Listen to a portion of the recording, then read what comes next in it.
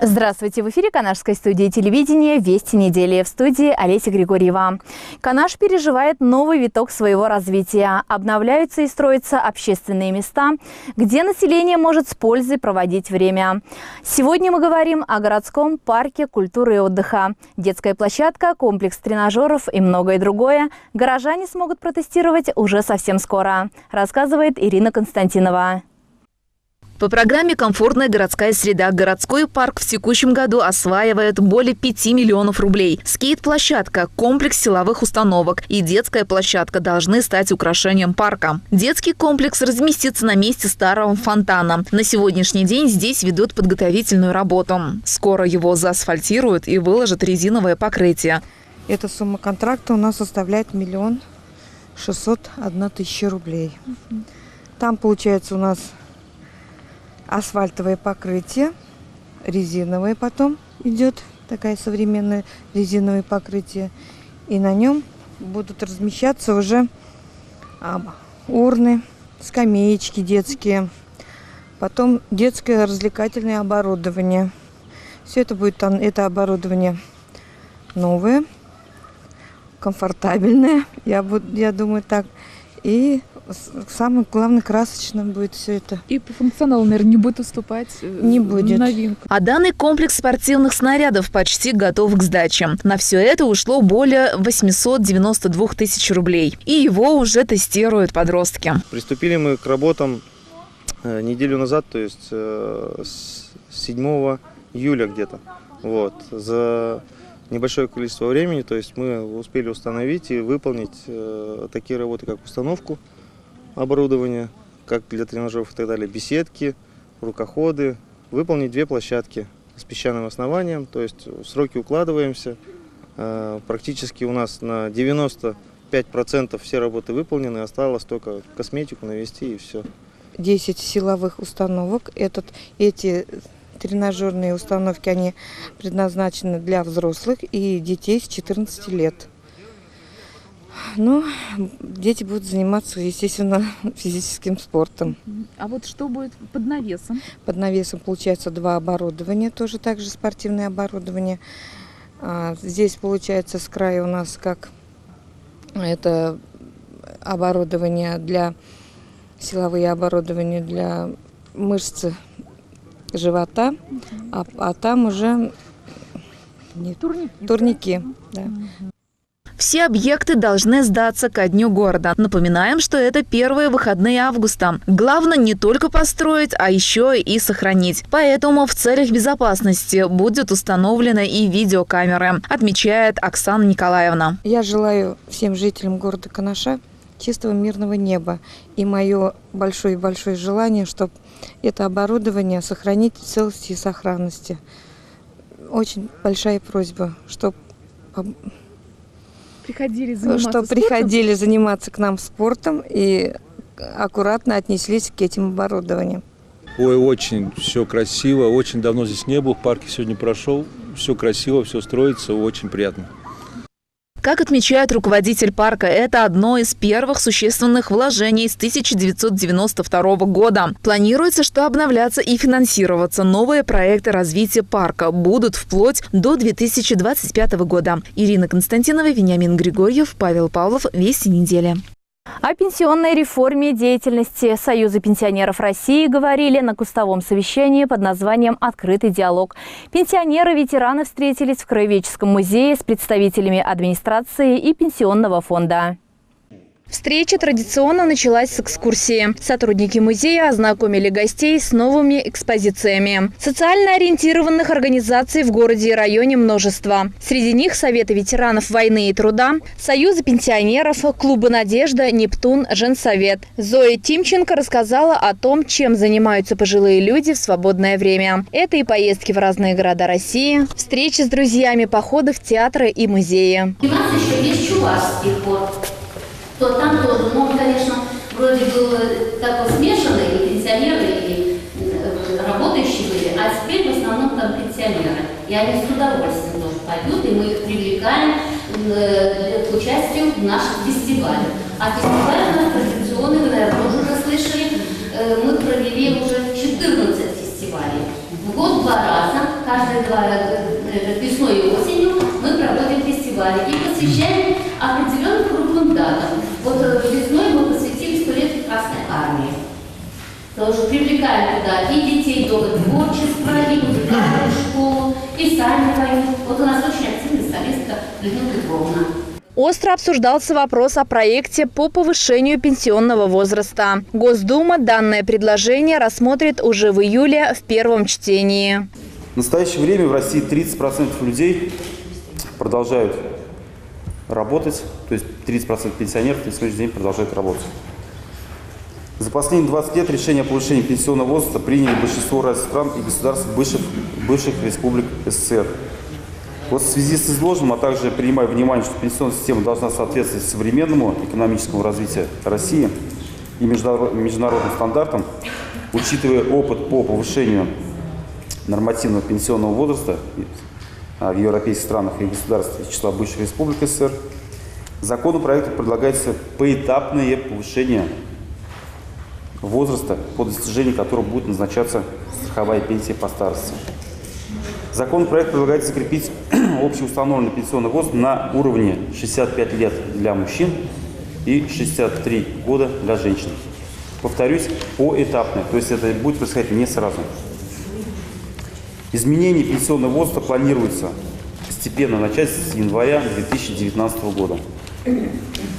Предложен длительный переход, это период 10 лет для мужчин по 2028 год и 16 лет для женщин по 2034 год. Предлагается ежегодно увеличить возраст выхода на пенсию на 1 год. Повышение периода трудоспособности позволит увеличить пенсии неработающих пенсионеров, обеспечить индексацию пенсий выше инфляции в соответствии с указом президента Российской Федерации от 7 мая 2018 года номер 204 о национальных целях и стратегических задачах развития Российской Федерации на период до 2024 года. Льготы для отдельных категорий граждан сохранятся. Олеся Григорьева, Павел Павлов, Краеведческий музей. Совершать добрые поступки и вовлекать в этот процесс остальных совсем несложно. В очередной раз доказывают канашцы. На днях прошли необычные соревнования, где участники состязались не за медали, а сладкие подарки. По инициативе Натальи Прокопьевой дворовые соревнования детей стали уже традиционными. Подробнее Ирина Константинова.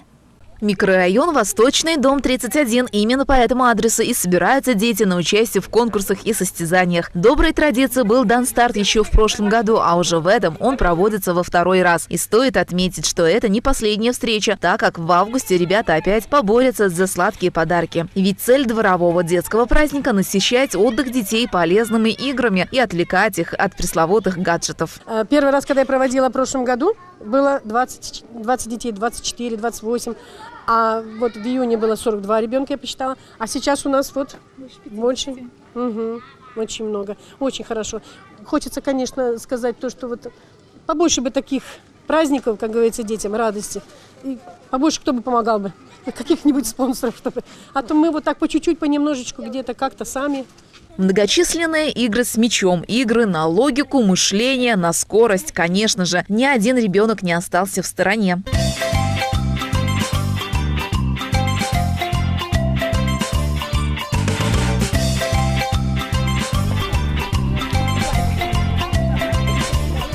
Мне нравится эта игра, то, что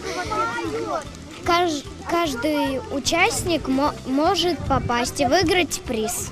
Жители близлежащих домов признаются, что их двор за последние годы преобразился. Частично детскую площадку облагородили сами жители, а затем уже их инициативность позволила выиграть в конкурсе на лучший двор. Благодаря этому появились еще несколько качелей. Впереди у Натальи Прокопьевой еще много планов, даже будучи на заслуженном отдыхе. Она и ее соратники душой переживают за благоустройство двора и за качество летнего отдыха детей. Рядышком 32-й дом, 33-й приходил в дом, потом 29-й стал приходить. А сейчас к нам приходят вплоть даже Шевле, оттуда, потому что 2 девочки было, я в прошлый раз спрашиваю, я говорю, вы где? Она говорит, мы в Шевле живем, сказали, здесь очень красивый двор, мы все у вас, а этим были в конкурсе. Очень медленно и тихо, по листу ползет зайчиха. Черепаха, черепаха, черепаха, жук, улитка. Улитка. Более 50 детей самого разного возраста получили сладкие подарки, а главное – море позитивных впечатлений. Завершающим аккордом соревновательного дня стала эстафета, и все ее участники насладились лучшим, на наш взгляд, лакомством в жаркий день мороженым. И так прямо, знаете, раз, и вот захотелось. Вот детскую площадку построила. Потом захотелось с детьми поиграть. Потом с 9 мая участников Великой Отечественной войны, дети войны, 4 человека тоже поздравляю 9 мая. И вот это вот мне такое большое желание, я не знаю, откуда оно взялось, но оно очень большое. Я очень люблю детей, очень люблю праздники проводить. У меня 3 детей, 4 внуков. Было бы желание, да и все получится, говорим мы в таких случаях. Инициатива жильца и наличие совсем небольшой суммы на подарки смогло сделать еще один день летних каникул веселым и запоминающимся. Ирина Константинова, Вениамин Григорьев, Елена Блацова. Вести недели. На этом наш выпуск завершен. Удачной вам недели. До свидания.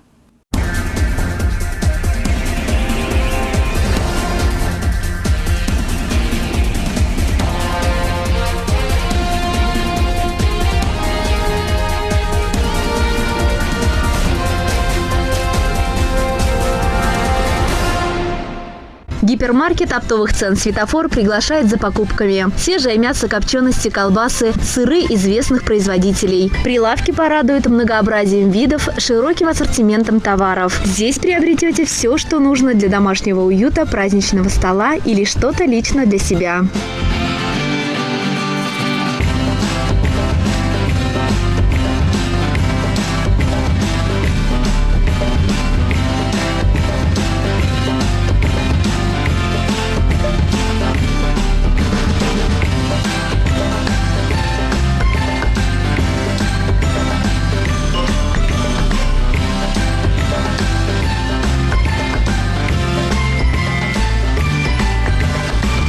Я пенсионерка, постоянно хожу в этот магазин «Светофор». Здесь цены намного дешевле. Я все здесь покупаю. Все ходят, и дети ходят, и внуки ходят. Хорошо, что здесь держат низкие цены, нам всем по карману. Бытовая химия, техника, постельные принадлежности, детские игрушки. И, конечно же, выберите подарок своим родным и близким. Сахар по акции 19,90. Арбуз 1 килограмм 9,90. Свинина охлажденная 1 килограмм 159,90. Уголь 39,90. Масло подсолнечное 850 миллилитров 48 рублей. Гель персил 2 литра 920 миллилитров 399,90. Гипермаркет «Светофор» снижает цены. В течение лета будут постоянные акции. Следите, приходите, совершайте умные покупки. Экономьте вместе с нами.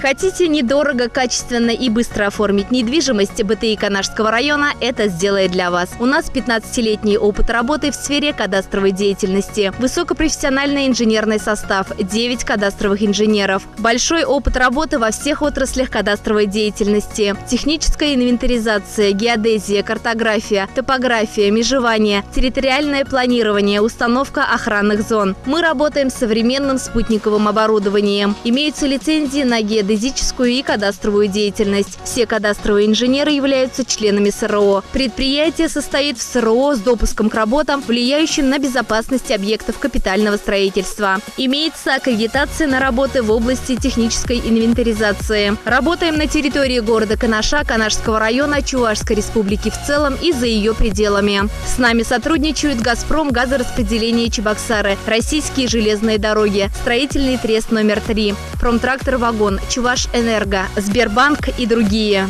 Приглашаем вас к сотрудничеству. Заявки принимаются по адресу город Канаш, улица Железнодорожная, дом 89, Центр кадастрового обслуживания. Телефоны 4 18 61 2 53 10.